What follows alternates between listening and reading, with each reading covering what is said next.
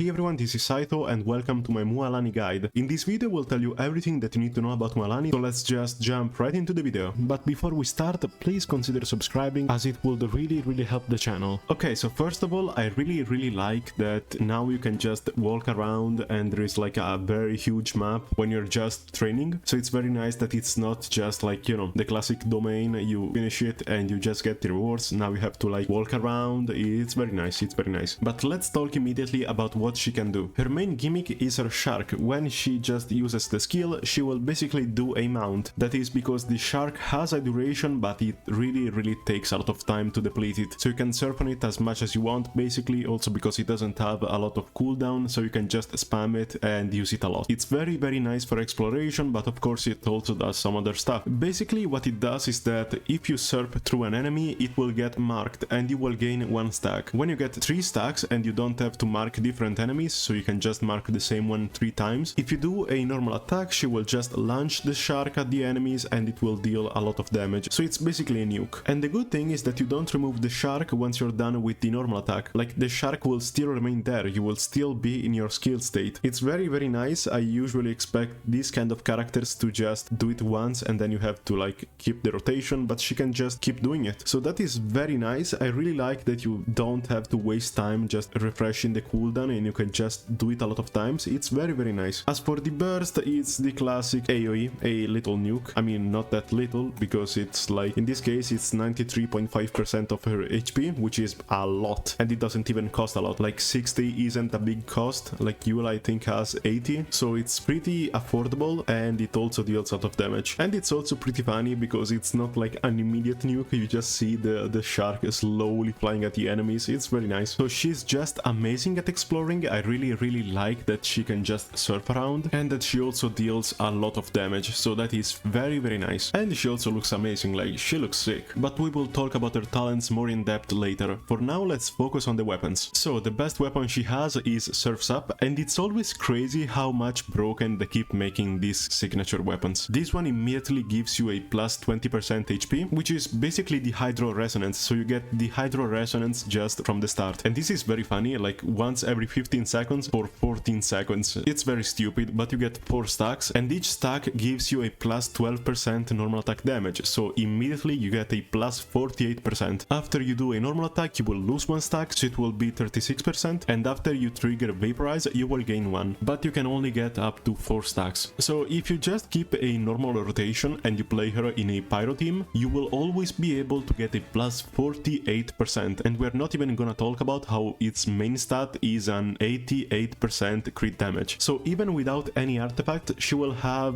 29% crit rate and 130% crit damage just from her weapon and her base stats. This is actually crazy, even if you don't consider the max HP and the plus 48% normal attack damage. Otherwise, you could give her Sacrificial Jade, which is very powerful because if you don't play her for 5 seconds, for 10 seconds after she enters the field, she will have a 32% max HP bonus. And she also gets a whopping 36% crit rate bonus just from the main stat. However, this is a battle pass reward, so if you don't have it, it's completely fine. Or you can use the Ring of Yashi, which gives you a lot of HP and you can also have it for free. And it also increases your normal attack damage by 16 based on your max HP. So it's not as great as the others, it doesn't give you any crit, but it's still very powerful. Or if you have the signature weapon of Nuvolet, you can just use the Tome of Eternal Flow, which gives you a lot of HP and another 88% crit damage bonus. So that is also very powerful, of course, but you know, if you have a 5-star catalyst, most of them are very good on her. But you can just use the Ring of Yashi if you don't have any. Now let's talk about the artifacts, because a new set has been released and it's just broken. It's the Obsidian Codex. She just basically gets a plus 15% damage bonus and a plus 40% crit rate. It's crazy, she always gets that plus 40% crit rate. And what's very nice is that I think this will be happening to every single Natlan character. So it's like that Fontaine set but on steroids. This is a very powerful set and you will be seeing it a lot in all of these new guides. So I don't really have to explain to you why this is broken. So if you don't have any main stat or substat, but you have her 5-star weapon, she will immediately have 70% crit rate and 140% crit damage without any stat. But if you don't have it, just use 4 pieces Heart of Depth, which gives you plus 15% Hydro and also a plus 30% bonus on your normal attacks, so it also works very well for her and not just, I don't know, child. But if you don't have that either, you can use 2 pieces tenacity and 2 pieces heart of depth, or 2 pieces heart of depth and 2 pieces nymph's dream. Like, you have a lot of choices. And as for the substats, always go for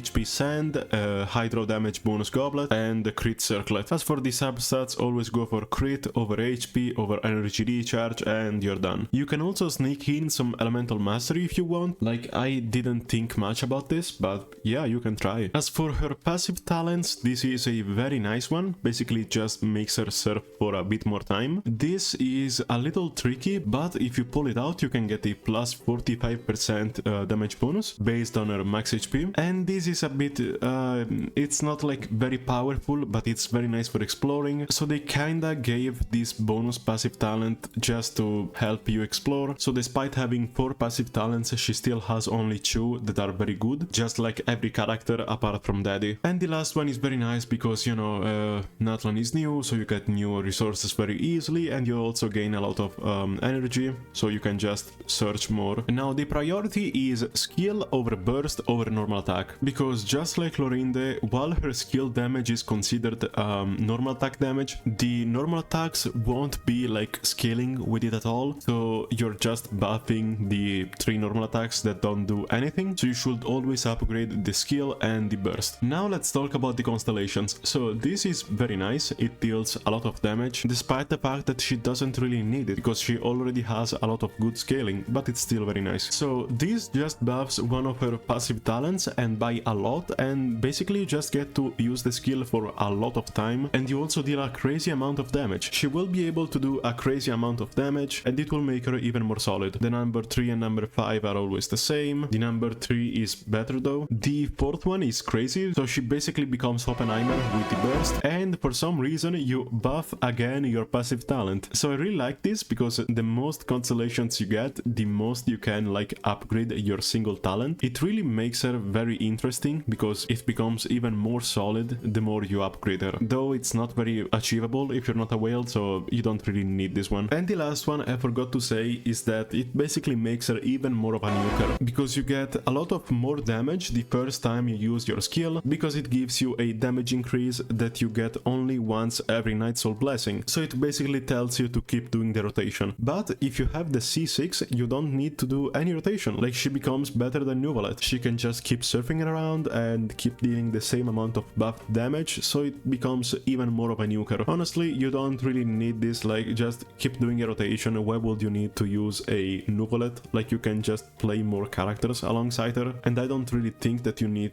all of this damage, except for killing the Capybara. But still, the best ones are clearly the second one. The 4th one is very fun, so you should get it, even if it's not like broken. And the last one is just crazy broken, like you really don't even need it. Like, you can just get up to the second one and be very nice. But if you're a whale, you know, just get the C6 because it's very powerful. So the best team for MUALANI is a vaporized one, and you can already kinda see it from her signature weapon, but it's very simple. Just slap Kazuha, Zhangling and Bennett, so it's always the same stuff. It's kind of annoying that all of these vaporized teams are always the same, but if you don't have Kazuha, just use Sucrose, and there you go. Here is your free-to-play team. But you can also try some new stuff. Maybe you can go Fischl and Furina, or Fischl and Raiden, and you kinda start making an electrocharge team. Or you can do a hyper carry, and I don't have Furina, so we'll just put, you know, Gilan. So you can do Kazuha, Furina, and Jean, because they really pair well together.